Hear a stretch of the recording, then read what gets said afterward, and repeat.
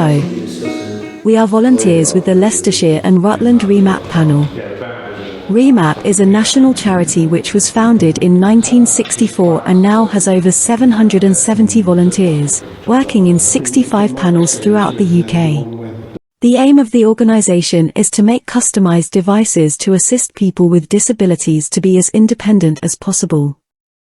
We are not able to duplicate equipment which is already commercially available, but we may be able to alter existing devices to make them easier to use. Our volunteer engineers are skilled in areas that include metalwork, woodwork, plastics, fabrics, and electronics. Using their own sheds and garages as workshops, they collaborate to produce the devices, which are provided free of charge. Some have impressive workshops, while others use a back room or shed to produce a wide range of devices. The volunteers are supported by Remap's national head office, which provides guidance, arranges insurance, and provides an essential link between the panels. Each panel is self-funded and relies on donations from a variety of organisations. In recent years these have included the County Council, the WI, Mothers Union and other church groups, Rotary clubs, the co-op and the families of our clients.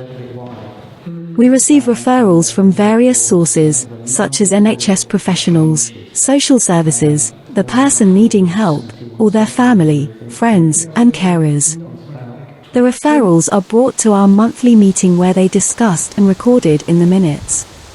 An engineer with the required skills to take on the job will then volunteer to visit the client to fully assess their needs.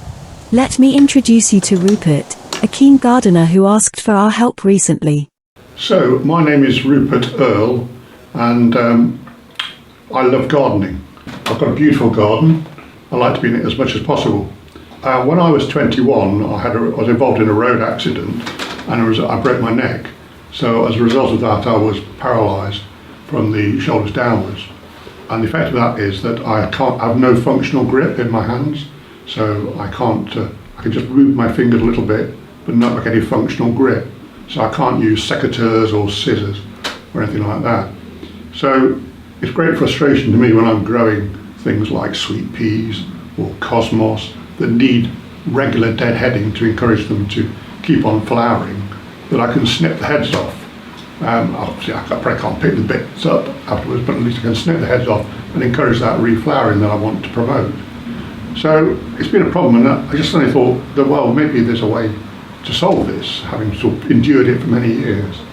And I was formerly the chair of a national charity called the Spinal Injuries Association. And I had, through my role in that charity, become aware of Remap, an organisation of volunteers which goes out of its way to create one-off bespoke solutions for people who have issues and problems that can't be solved by routine off-the-shelf solutions.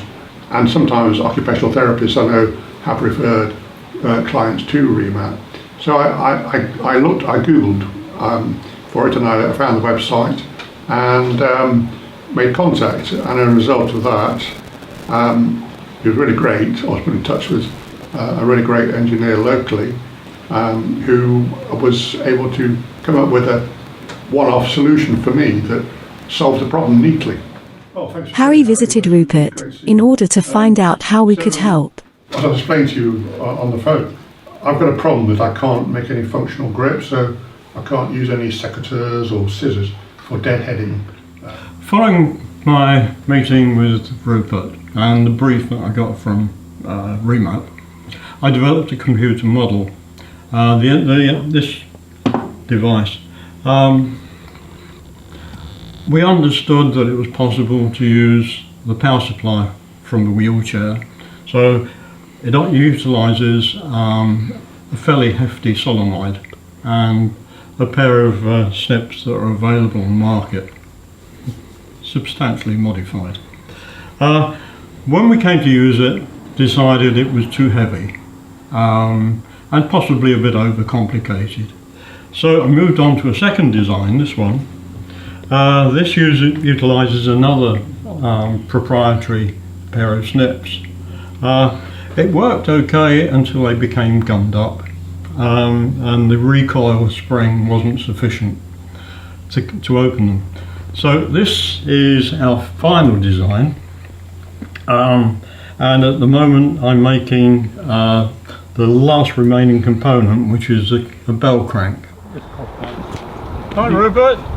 Hello! Hello! So, I think we got a definitive solution. Oh, bro. Yeah. So that So goes. it just plugs in here, Okay, right. and that should be it. Oh, right. Okay. Okay.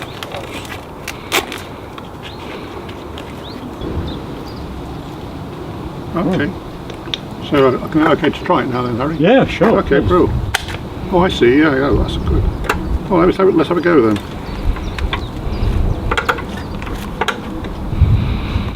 Oh, There you go. wow, that's good. First time. First time.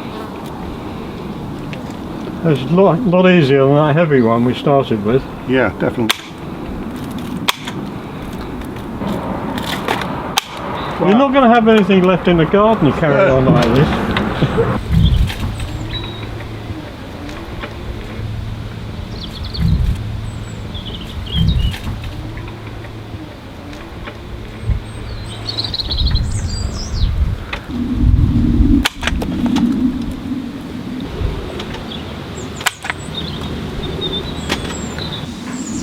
Another of our clients, Carla, was having difficulties using the work surface in her kitchen. The problem I'd been having was that my worktops were too high, so I was very uncomfortable on my shoulders when I was working at the worktops.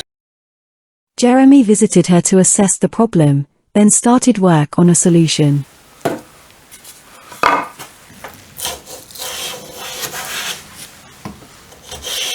Jeremy's made me this under the worktop counter, which I can use at a much lower level when I'm chopping and preparing food, so it's been a really big help.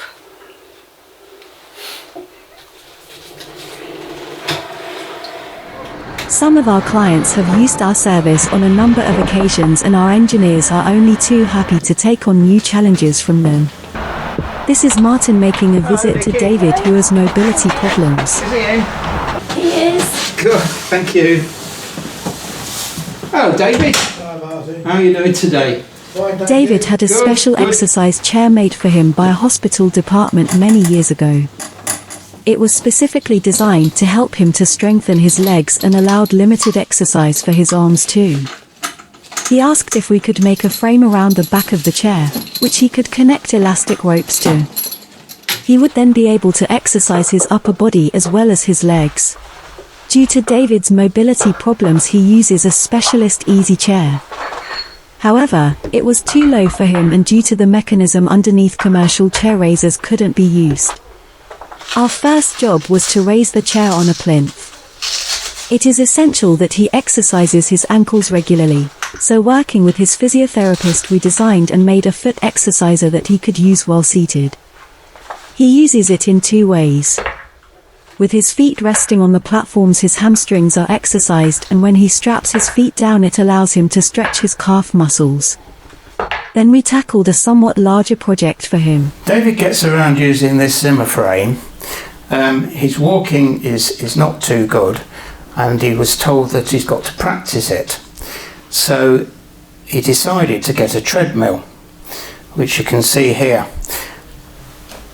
The problem with the treadmill is you've got the controls at one end and you get on at the other end. Now David can't lift his feet very high, and that is the height of the treadmill. So the first thing we had to do is make a ramp. So David would come up with his frame to the end of the treadmill and then use these support bars, walks onto the treadmill, and then you can see here we've made him a harness. Now he'll put the harness on, it doesn't hold him off the ground, he's still doing the walking, but if anything goes wrong, it's not going to fall. I'm not going to put this harness on because it's been designed for David's shape, height and weight, but I will demonstrate how he uses the treadmill. So get into position, switch it on, and it is a very slow treadmill. and he can practice his walking, sometimes with a physio, but sometimes independently. As part of our aim to publicise our services to as many people as possible, we regularly visit clubs and social groups, as well as NHS and social service departments, in order to give presentations of our work. As with our devices, our presentations are free of charge and we are happy to visit groups of any size. None of our work would be possible without the skills and time of our volunteers. We are always looking for practical people who might like to get involved. Whether you have a workshop and machinery or the corner of a garage and a few hand tools, if you have some spare time, we would love to hear from you.